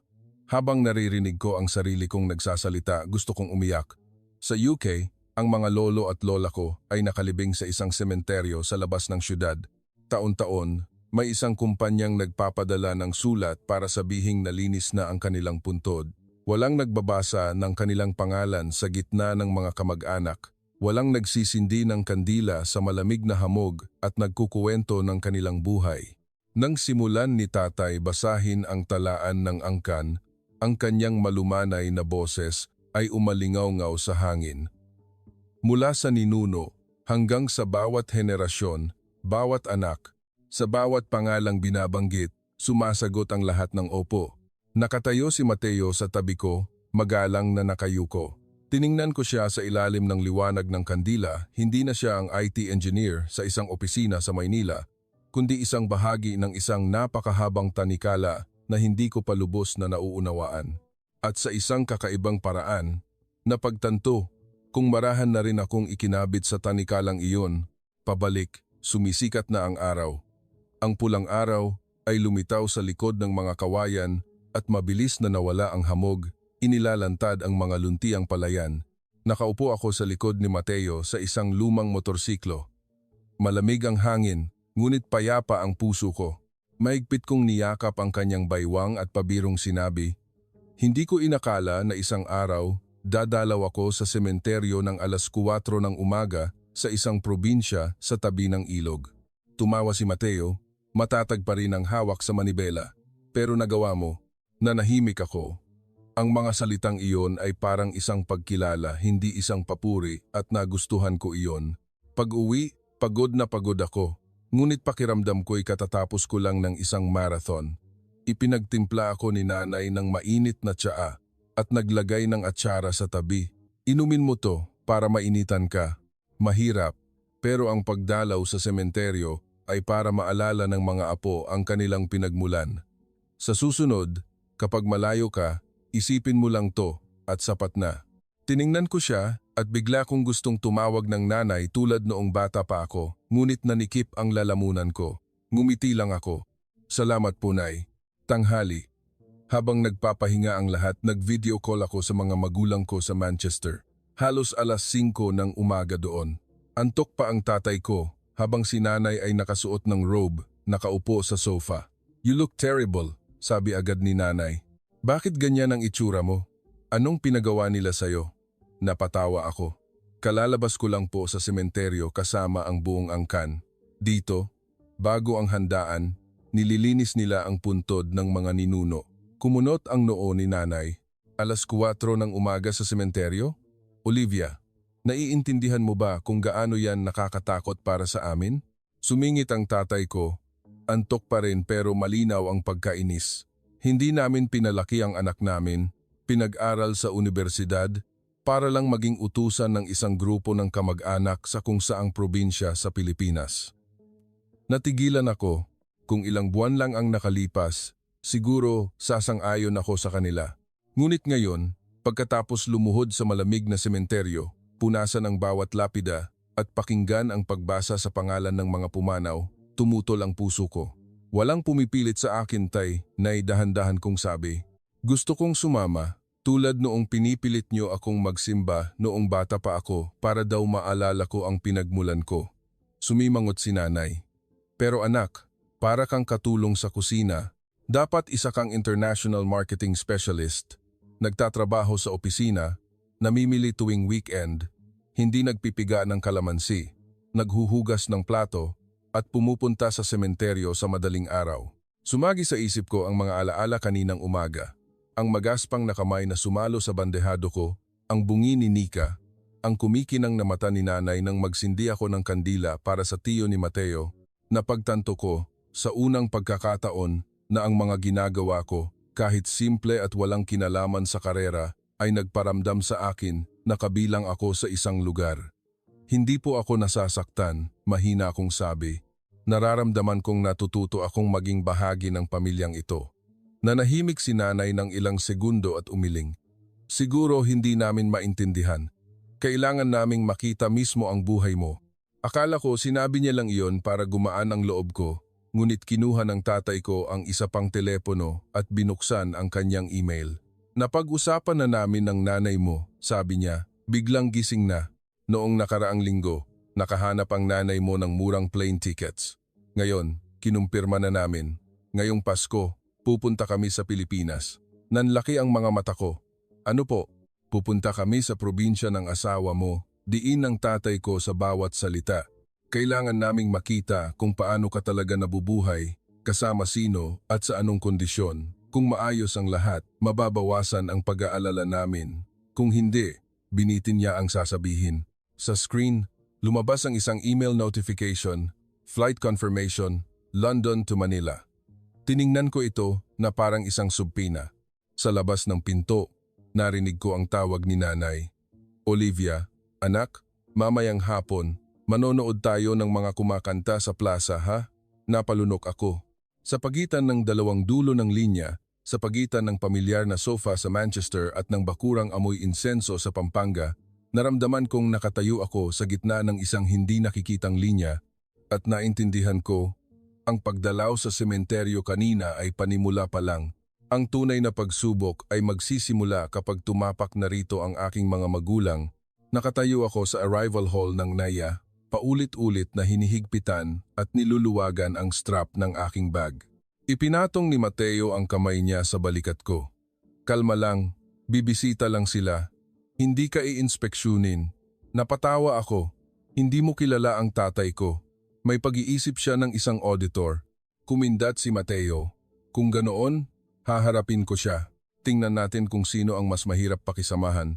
Mahina ko siyang siniko, ngunit ang kaba sa dibdib ko ay parang isang mahigpit na tali. 3 taong pagkakalayo na sinundan ng mga tawag na puno ng pag-aalala. Ngayon, papasok na sila sa buhay na pilit kong pinapasok araw-araw. Gusto kong makita nila ang kabaitan ng pamilya ni Mateo, ngunit takot din akong makita nila ang mga bagay na hindi kailanman masasanay, ang isang taga-UK ang poso, ang kalan de kahoy, ang lumang bahay, ang tilaok ng manok ng alas 4 ng umaga. Ang flight mula sa London Heathrow ay dumating na sa Gate 3. Huminga ako ng malalim at humakbang. Unang lumabas si Tatay Richard. Nakasuot ng dark blue na jacket, ang mga mata ay nagmamasid sa paligid, isang ugali ng isang taong nagtatrabaho sa finance. Sumunod si Nanay Margaret, hila-hila ang isang pulang maleta, medyo magulo ang kulot na buhok dahil sa mahabang biyahe. Hindi sila magkahawak kamay, hindi magkadikit, ngunit nag-uusap sila na parang magkaibigan. Pagkatapos ng kanilang hiwalayan, iyon ang paraan na pinili nila at iginagalang ko iyon. Olivia, narinig ko ang tawag ni nanay at halos tumakbo ako para yakapin siya. Ang pamilyar na amoy ng kanyang pabango ay nagpanikip sa lalamunan ko. Lumapit din si tatay at niyakap ako ng maikli, ngunit mahigpit. At saka, napunta ang kanilang tingin kay Mateo. Lumapit si Mateo, bahagyang yumuko. Mano po tay, mano po nay. Natigilan si tatay dahil sa tawag na tay at nay. Sa UK, hindi ganoon ang tawag sa mga biyenan. Mayroon lang in-laws. Ngunit dahil doon, ang magalang na tawag na iyon ay medyo nagpailang sa kanya. Ah, hello son, medyo pautal-utal niyang sagot. Si nanay naman ay ngumiti ng palakaibigan. Salamat sa pagsundo sa amin at pasensya na kung medyo na-delay ang flight. Tiningnan ko si Mateo. Ngumiti siya ng bahagya. Angat ang isang taga-Hilaga kalmado, dahan-dahan ngunit malalim. Paglabas ng airport, ilang minuto pa lang ang biyahe, biglang nagsalita si tatay. Bakit ang luwang at linis ng kalsada? Muntik na akong matawa. Sumilip din si nanay. Iba sa mga nakita ko online. Ayoko nang makipagtalo kaya mahinahon akong sumagot. Sabi ko na po sa inyo, habang tumatagal ang biyahe, nagbabago ang ekspresyon ng mga magulang ko. Tuwid na expressway, mga puno sa gilid ng daan, mga modernong industrial park. Pagpasok namin sa Maynila, halos mapanganga sila. Ito ba talaga ang Maynila? Tanong ni nanay. Opo, pero akala ko luma, magulo, at puno ng mga nakasabit na kable. May mga luma pa ring bahagi. Sabi ko, pero hindi ito ang lugar na inaakala ninyo. Pagdating namin sa kondo namin sa Quezon City, tumayo si tatay sa harap ng security desk at nagsabi ng isang bagay na halos ikatawa naming dalawa ni Mateo. halos kamukha ng Singapore. Hindi malaki ang apartment namin, ngunit maginhawa. Naghanda ako ng 2 magkahiwalay na kwarto dahil alam kong kahit kaya nilang mag-usap, hindi sila kayang matulog sa iisang silid. Umikot si nanay at bumulong, "Ikaw ba ang nagdekorasyon? Ibang-iba sa kwarto mo sa Manchester." Iba nga. Wala na ang malamig na puting kulay, wala na ang mga muebles mula sa IKEA. Dito, may mga picture frame ako ng mga tradisyonal na sayaw, isang basket na yari sa ratan, ilang mga platong gawa sa Batangas na nakasabit sa dingding, at isang maliit na parol na binili ko sa isang pagbisita. "Maganda," sabi ni nanay, "mas may kaluluwa." Yumuko ako at ngumiti, hindi alam ang sasabihin. Hapon, dinala namin sila para kumain ng sinigang. Ayon kay nanay, ito ay isang ligtas na pagpipilian dahil sikat ito. Nang ilapag ang mainit na mangkok, tiningnan ni tatay ang mga gulay na parang isang mahirap na pagsusulit. "Ito ba ang kinakain mo araw-araw?" "Opo." "At hindi ka pa sumasakit ang tiyan?" "Wow," sabi niya, na parabang isa itong kahanga-hangang tagumpay sa medisina. Ngunit ang sorpresa ay nangyari nang tikman ni nanay ang unang subo. Pumikit siya, iminulat ang mga mata ng malaki, at bumulong. Masarap sa isang kakaibang paraan. Napatawa ako ng malakas. Tiningnan ako ni Mateo na may pagmamalaki, ngunit ang pinaka nakakagulat ay nang gumamit si tatay ng kutsara at tinidor sa tamang paraan. Matiyaga siyang tinuruan ni Mateo. "Opo, ganyan po. Kaliwang kamay ang tinidor, kanang kamay ang kutsara." Nang matagumpay niyang makuha ang isang piraso ng baboy, tiningnan niya ito na parang nanalo siya ng Nobel Prize. Gabi, nang magpahinga na ang mga magulang ko, lumabas kami ni Mateo sa balkonahe. Malamig ang hangin at sa ibaba, naglalaro ang mga bata. Mahinang tumutugtog ang musika mula sa coffee shop sa ground floor. Inilagay ni Mateo ang isang jacket sa balikat ko. "Mukhang nabawasan na ang pag-aalala ng mga magulang mo." Sumandal ako sa kanya, gulat pa rin sila, pero at least hindi na nila iniisip na mapanganib at mahirap ang Pilipinas. "Bukas, uwi tayo sa Pampanga," sabi ni Mateo. Sabi ni nanay, maghahanda raw sila ng handaan para sa Noche Buena sa baryo. Napalunok ako, "Oo, pero alam mo na, iba ang probinsya sa kondo." Hinawakan ni Mateo ang kamay ko. "Nandito ako, walang mag-iiwan sa'yo na mag-isa." Marahan akong tumango, ngunit ang kaba sa dibdib ko ay parang umaakyat na tubig baha. Kakakita pa lang nila sa urban na bahagi ng Maynila. Bukas, makikita nila ang poso, ang kalan de kahoy, ang bakuran, ang tilaok ng manok, at ang tradisyonal na paghahanda ng handaan. Hindi ko mahulaan ang kanilang reaksyon. Pagod na pagod ako noong gabing iyon, ngunit hindi ako makatulog. Iniisip ko ang sandaling makita ni nanay na nakasuot ako ng apron at naghuhugas ng mga kaldero para sa buong angkan. Iniisip ko ang gulat sa mga mata ni tatay kapag nakita niya ang pagkatay ng manok sa umaga. At saka, naisip ko ang mga bagay na ako lang ang nakakaalam, kung gaano kainit at kasinop ang mga kamay ni Nanay Lita, kung gaano kaganda ang mga awiting bayan sa plaza, at kung gaano kapayapa ang pakiramdam kapag nagsisindi ako ng kandila para sa tiyo ni Mateo. Natatakot akong hindi nila makita ang mga bagay na iyon. Natatakot akong ang makita lang nila ay ang hirap. Natatakot akong hindi nila maintindihan ang ganitong uri ng kaligayahan. Napatakip ako sa mukha at napabuntong hininga. At sa sandaling iyon, nag-text si nanay. "Gising pa ako anak, pwede ba tayong lumabas sa balkonahe sandali?" Bumilis ang tibok ng puso ko. Nakatayo si nanay sa labas ng kwarto, mabait ang mukha ngunit may bahagyang tensyon. "Olivia," mahina niyang sabi, "bukas, dalhin mo ako sa lugar na sinasabi mo, sa probinsya ng asawa mo." Napalunok ako. "Opo, ano po ang gusto ninyong makita?" Tiningnan ako ni nanay, seryoso ngunit malungkot ang mga mata. "Gusto kong makita kung ang anak ko ay tunay na namumuhay ng masaya, hindi isang buhay kung saan isinakripisyo niya ang sarili para sa iba." Pagkatapos noon, nakita kong namumuo ang luha sa kanyang mga mata at alam kong ang susunod na kabanata sa Pampanga ang magiging tunay na pagsubok, hindi para sa akin kundi para sa aking mga magulang. Sa biyahe mula Maynila papuntang Pampanga, nakaupo si tatay sa harap, nakatitig sa labas ng bintana. Ang mga palayan ay mabilis na dumadaan, at ang mga mabababang bahay ay napapalitan ng mga bubong na pulang tisa at luntiang mga bukirin. Paminsan-minsan, may busina ng truck, ngunit walang pakiramdam ng kaguluhan tulad ng napanood niya sa balita. Ito ba ang countryside ng Pilipinas? Tanong niya. May pagdududa pa rin sa boses ng isang taga-finance. Opo, tay.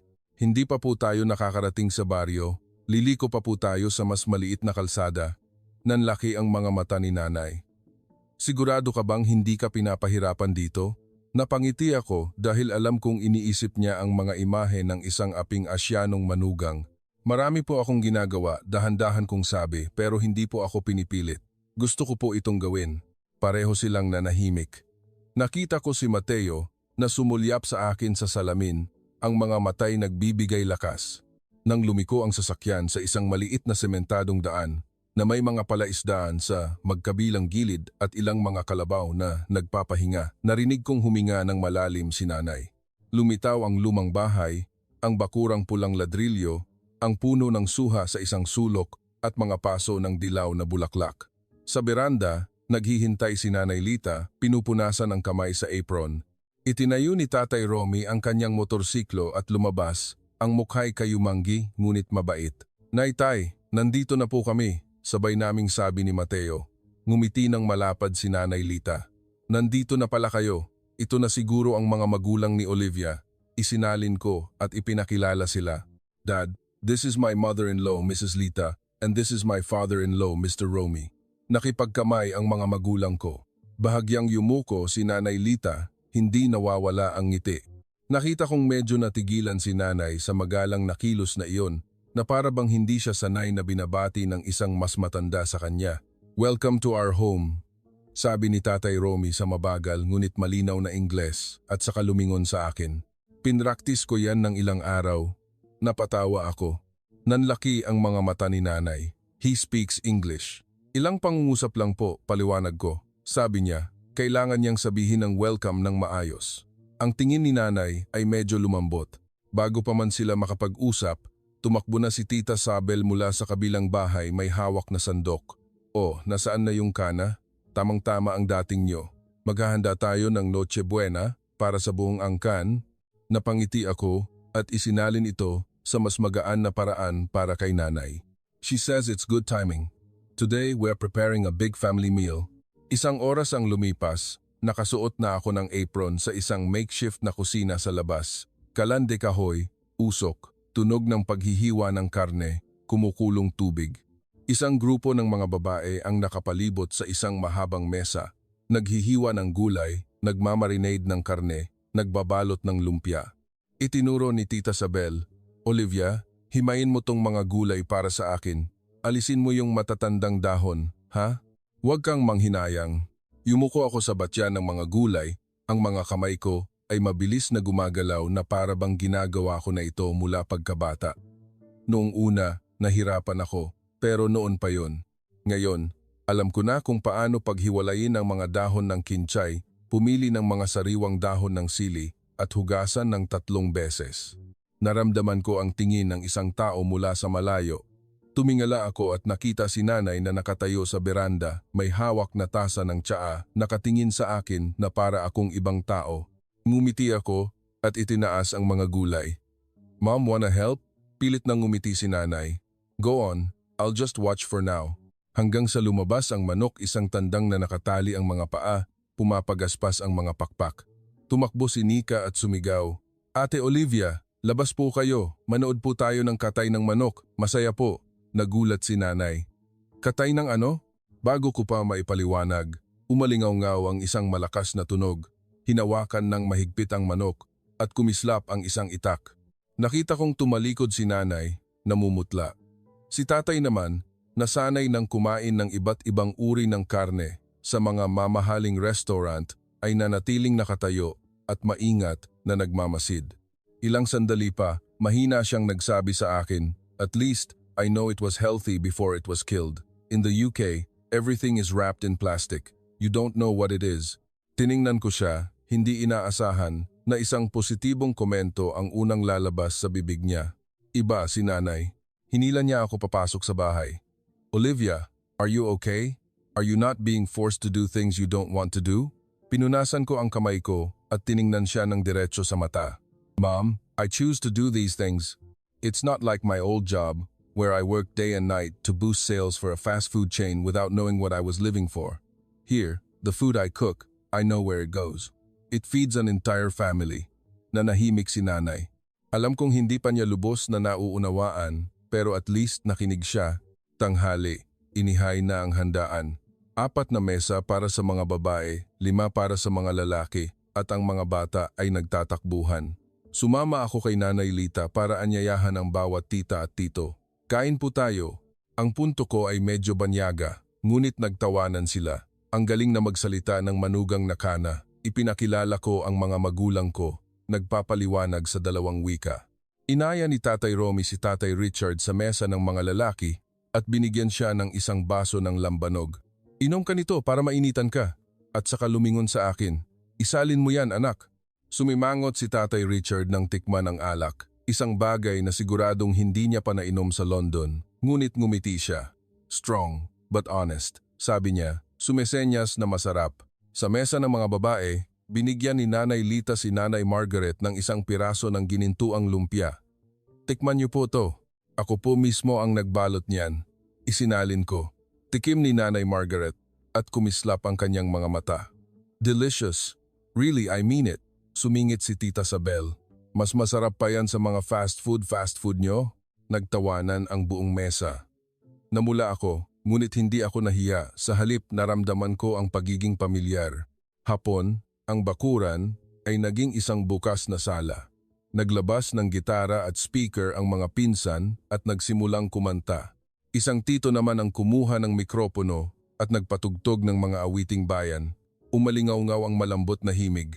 Nakaupo si tatay, hawak pa rin ang tasa ng tsaa, nakatingin sa lumang bubong, nakikinig.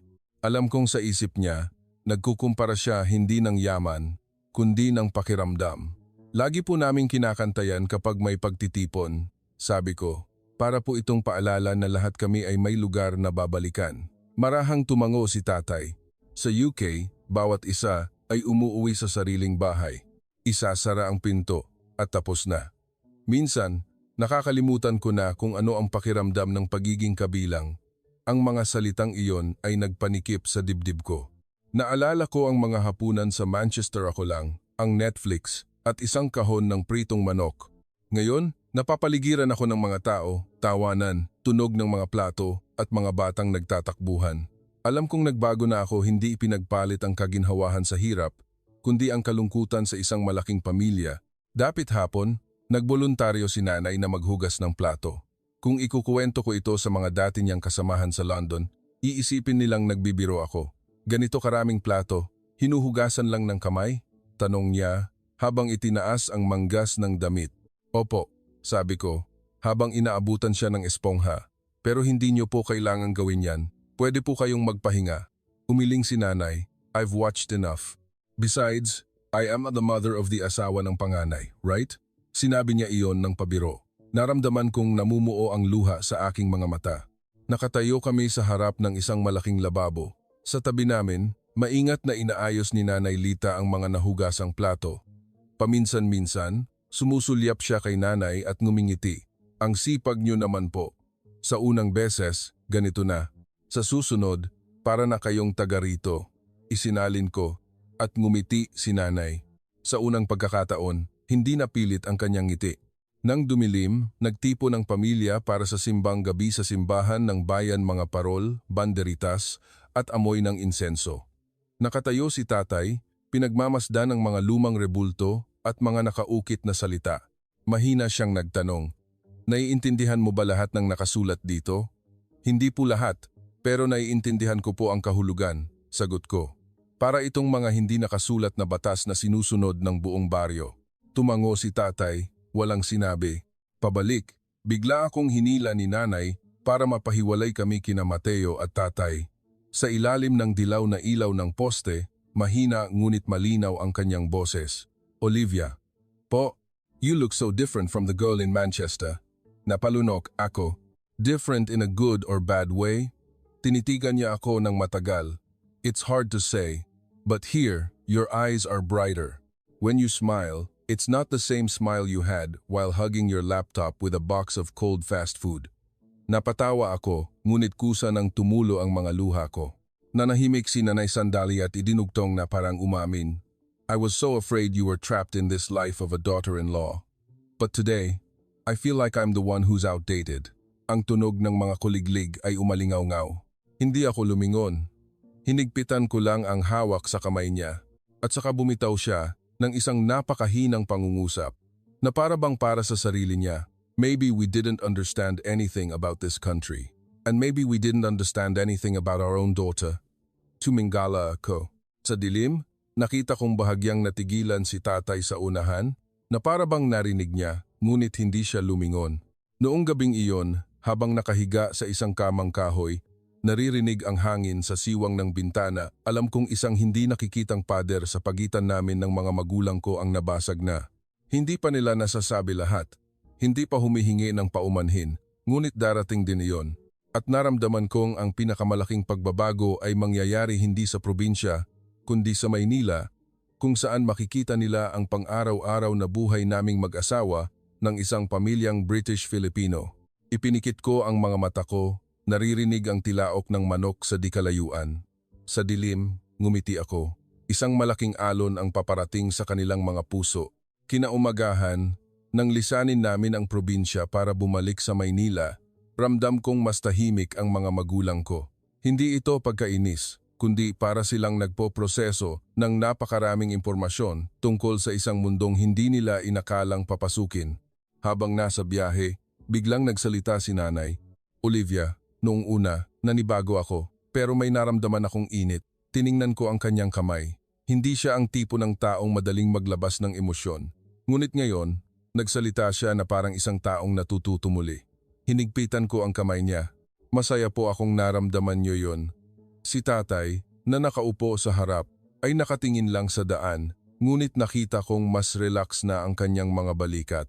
Pag-uwi sa apartment sa Quezon City, gusto ko sanang magpahinga sila, ngunit ayaw nila. Gusto nilang makita ang pang-araw-araw na buhay namin. Binuksan ni Mateo ang pinto ng balkonahe.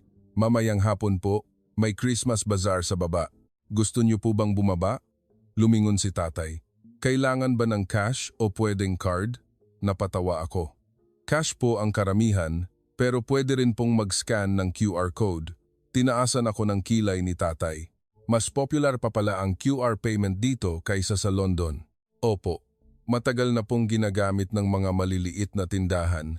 Nakita kong gumaan ang mukha ni tatay na para bang wala to sa mga napanood ko sa TV. Pagbaba namin sa common area, parang isang maliit na pista, may mga nagbebenta ng mga poinsettia, parol, Christmas lights, bibingka, puto bumbong, at mga pulang papel na may nakasulat na maligayang Pasko. May mga batang humahabol sa isang peking Santa Claus na nakasuot ng pulang damit at salakot.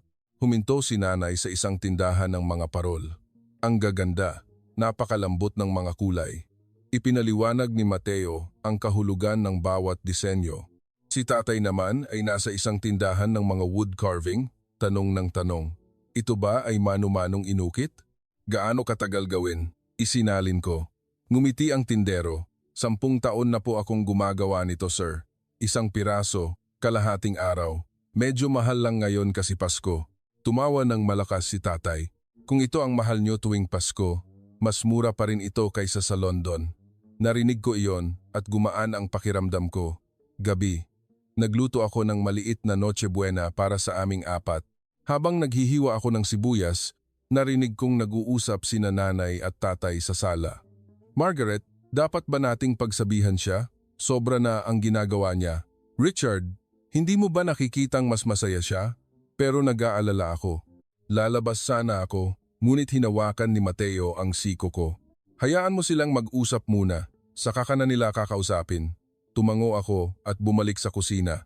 Ngunit sa sandaling iyon, lumapit si nanay, may suot na apron. Turuan mo ako, gusto kong matuto. Natigilan ako ng ilang segundo. Ang London ng kahapon at ang Pampanga ng ngayon ay tila nagbanggaan sa harap ko. Sigurado po kayo? Oo, kanina, nanood lang ako. Ngayon, gagawa na ako. Inabutan ko siya ng isang mangkok ng gulay at kutsilyo. Dito po kayo magsimula. Pagkatapos ng 30 minuto, nalaman kong hindi pala masama si nanay.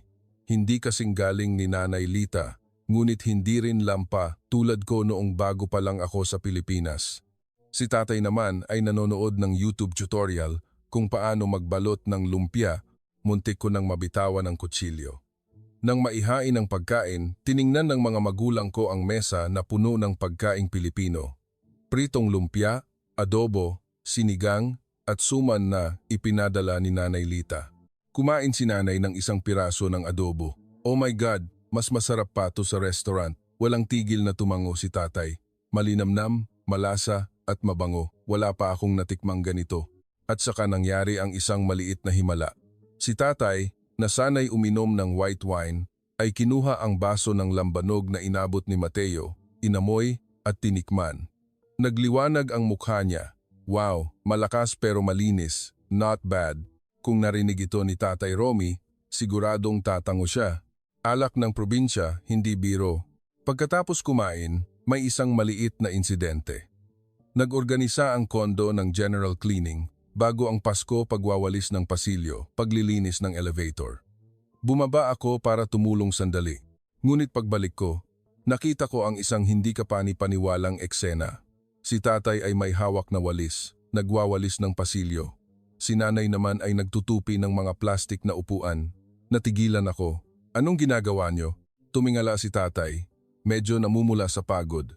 Nakakahiya namang nakaupo lang tayo habang naglilinis sila. It's rude, ngumiti si nanay.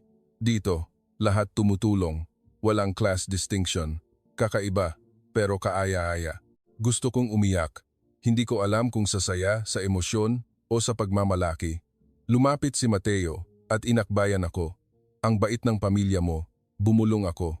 Hindi ko inakalang ganito sila kabilis makikibagay. Ngumiti siya. Ito ang gusto kong makita mo mula pa sa simula. Ang Pilipinas ay hindi lang tungkol sa pagluluto at pagiging manugang, tungkol ito sa komunidad. Gabi, malapit ng mag-alas 10, nakatayo ang mga magulang ko sa balkonahe, nakatingin sa mga bintanang may ilaw. Noong araw, sabi ni tatay, bawat bahay sa UK ay isang hiwalay na mundo. Ang kapitbahay ko ng 10 taon, hindi ko alam ang pangalan. Sumagot si nanay. Dito, mukhang mas mahirap ang buhay, pero mas malapit ang mga tao sa isa't isa. Tiningnan ako ni tatay. Maayos ba ang buhay mo rito? Ang tanong na ito ay iba sa dati. Wala nang pagdududa, wala nang pagsisiyasat, tanging isang tunay na pagnanais na malaman. Huminga ako ng malalim. Opo, maayos po. Mas maayos pa kaysa sa mga huling taon ko sa UK. Hinawakan ni nanay ang kamay ko, nanginginig ang boses. Olivia, I'm sorry for thinking you were forced into this. Maybe I was the one who didn't understand you. Tumingin si tatay sa kanyang mga kamay. I'm sorry, too. I was just afraid you'd suffer. But I forgot that suffering isn't always about washing dishes or waking up early. Sometimes, it's about living a life with no one by your side. Napahagulgol ako. Umiyak din sila. Hinding-hindi pa sa buong buhay naming tatlo, kami umiyak ng sabay-sabay sa isang balkonahe sa Maynila. Habang may mga tunog ng paputok mula sa di kalayuan, lumabas si Mateo at ipinatong ang kamay sa balikat ko. Bukas, uwi tayo ulit sa Pampanga para sa bisperas ng Pasko. Agad na nagtanong si nanay. Babalik na naman tayo sa probinsya? Anong oras? Ngumiti si Mateo. 5:00 po ng umaga. Napasigaw si nanay. Oh my God! At saka siya tumawa isang tunay na tawa, walang bahid ng tensiyon. Tiningnan ni tatay si Mateo. 5:00 ng umaga. May kape ba ako? Tumawa si Mateo. Opo, kapeng barako. Mas matapang pa sa Starbucks. Humalakhak si tatay. Bring it on? Tiningnan ko ang 3 pinakamahalagang tao sa buhay ko, hindi perpekto, magkakaiba, ngunit nagsisikap na maglapit sa isa't isa. At naintindihan ko, ang bisperas ng Pasko sa Pampanga ang magiging gabi ng katotohanan. Umalis kami sa Maynila ng 5:00 ng umaga, madilim pa at puno ng hamog ang salamin ng kotse. Nakaupo si tatay sa harap, hawak ang isang tasa ng kapeng barako na tinimpla ni Mateo. Sumimsim siya at natigilan. Wow, so strong it could wake the dead. Nahihiyang ngumiti si Mateo. Kape po ng Pilipinas yan, tay. Sa likod, Nakabalot ng scarf si nanay, ang kamay ay nasa balikat ko. Lagi bang ganito kalamig tuwing Pasko? Tumango ako. Ngunit ngayon, wala nang reklamo. Dahil alam kong sa hinaharap ay isang araw kung saan sana'y makita nila ang kabuuan ng aking bagong pagkatao. Ang baryo sa umaga ay malamig, may manipis na usok mula sa mga kusina at tunog ng tilaok ng manok at tawanan ng mga bata. Binuksan ni Nanay Lita ang gate. Ang ngiti ay kasing sigla ng mga bulaklak. Nandito na pala kayo. Pasok para mainitan kayo. Bago pa man makasagot si nanay, tumakbo na si Tita Sabel, may hawak na isang malaking batya ng gulay. Nako, ang daming tao ngayon. Kung tutulong ang mga bisita, malaking bagay yon. Mabilis kong isinalin sa mas magaan na paraan, ngunit ang sumunod na nangyari ay mas nakakagulat pa para sa akin. Tumayo si nanay at dahan-dahang nagsalita. I can help. Tell me what to do. Muntik ko nang mabitawan ang sandok. Hindi na intindihan ni Tita Sabel, ngunit nakita ang kasigasigan at natuwa. Sige, dalhin mo rito ang palanggana, maghugas ka ng gulay. Nag-aalangan ako. Mom, you don't have to. Ipinatong niya ang kamay sa balikat ko. I want to try to understand your life. Tiningnan ni Tatay Romy ang eksena at tumawa. Ang saya naman ng bahay natin ngayon. Naramdaman kong bumukas ang puso ko. Tanghali, mas dumami pa ang mga kamag-anak. Tumatakbo ako, nagdadala ng pagkain, nag-aalok ng inumin.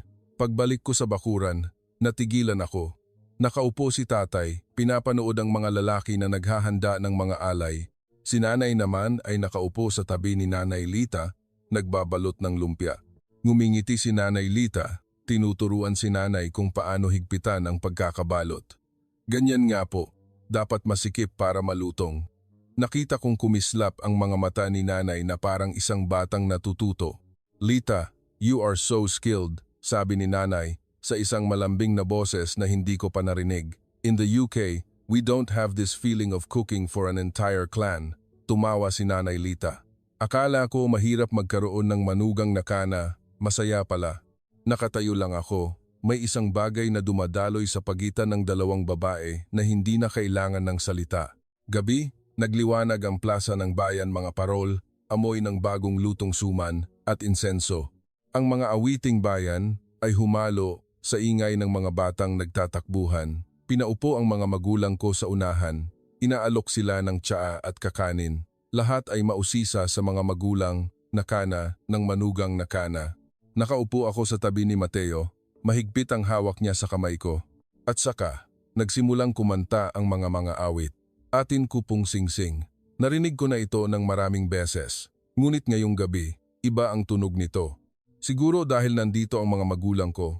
Siguro dahil ngayon ang sandali ng katotohanan. Tiningnan ko sila. Umiiyak si nanay. Si tatay ay tahimik na umiiyak, walang hikbi, tanging mga luhang marahang dumadaloy. Hinawakan ko ang kanilang mga kamay. Masaya ka ba, anak? Nanginginig na tanong ni tatay. Tumango ako. Hindi ko pa po naramdaman na kabilang ako sa isang lugar na tulad nito. Hindi dahil pinilit, kundi dahil nakahanap ako ng tunay na pamilya. Tiningnan ako ni nanay, nanginginig ang kamay. Olivia, I'm so sorry. I'm truly sorry for thinking my daughter was trapped. I didn't understand that happiness could have so many forms. Humikbi ako. Okay lang po, Nay. Ngayon, nakita niyo na ang lahat. Ipinatong ni tatay ang kamay sa balikat ko. I was wrong. I only saw the Philippines through the news, through short clips. But I didn't see the humanity, the warmth that you are living with. Napatawa ako habang umiiyak. Ganoon din po ako dati. Mali rin po ang pagkakakilala ko sa Pilipinas bago ako dumating dito. Nagyakapan kaming tatlo sa gitna ng plaza. Ang mga taga-baryo ay nakatingin, ngunit walang tumatawa. Naiintindihan nila, dahil dito, sagrado ang pagmamahal sa pamilya. 2:00, sumabog ang mga paputok mula sa kalapit na lugar. Ang mga ilaw ay nagbigay kulay sa lumang simbahan, sumasalamin sa mga mata ng aking mga magulang. Tumingala si tatay sa langit at nagsabi, "This is unlike any New Year's Eve I've ever experienced, and my daughter is no longer the lonely girl in that cold Manchester apartment." Niyakap ko ang kanyang braso. Bumulong si nanay. The Philippines has taught you things that we, in the West, sometimes forget. Family, roots, unconditional kindness. Alam kong iyon ang tunay na pagbabago sa kuwentong ito. Hindi lang ako ang nagbago, kundi pati na rin ang mga magulang ko. Sila, na inakalang ang Pilipinas ay isang dayuhan at mahirap na lupain, ay umiiyak ngayon sa bisperas ng Pasko dahil nakakaramdam sila ng init. Umaga ng Pasko, dinala ko sila sa kusina. Niyayakap ni Nanay Lita ang isang kaldero ng hamon, inilalabas ni Tatay Romy ang kanyang sasakyan. Tumakbo si Tita Sabel para bumati ng maligayang Pasko at saka nangyari ang hindi inaasahan. Si Nanay mismo ang nagdala ng isang bandehado ng kape para sa lahat. "Merry Christmas po." Puno ng kumpiyansa ang kanyang boses. Nanlaki ang mga mata ng lahat. Ako naman ay napahawak sa ulo at tumawa na parang bata. Si Tatay ay nagpapaturo kay Tatay Romy kung paano tikman ang iba't ibang uri ng lokal na alak. Nakatayo si Mateo sa tabi ko. Nakangiti. "Sabi ko sa'yo, maiintindihan din nila." Sumandal ako sa kanya. Pero hindi ko inakalang ganito kabilis silang magbabago. Hinaplos ni Mateo ang buhok ko, mababa at tiyak ang boses. "May mga bagay na hindi nangangailangan ng mahabang panahon. Kailangan lang tamaan sa tamang lugar." Tumingin ako sa lumang bahay, sa bubong na tisa, sa eksena kung saan ang aking mga magulang ay nakikisalamuha sa pamilya ng aking asawa na parang matagal nang magkakakilala. Alam kong natagpuan ko na ang lugar kung saan nabibilang ang aking puso. At sa wakas, natanto ng mga magulang ko na ang anak na akala nila'y nawala sa mga malulungkot na taon sa UK ay hindi nawala kundi natagpuan. Ngumiti ako, isinasara ang paglalakbay na ito. Ang Pilipinas, maliit man, ay sapat na ang lakas para baguhin ang isang buong pamilya mula sa pinakamalayong lugar.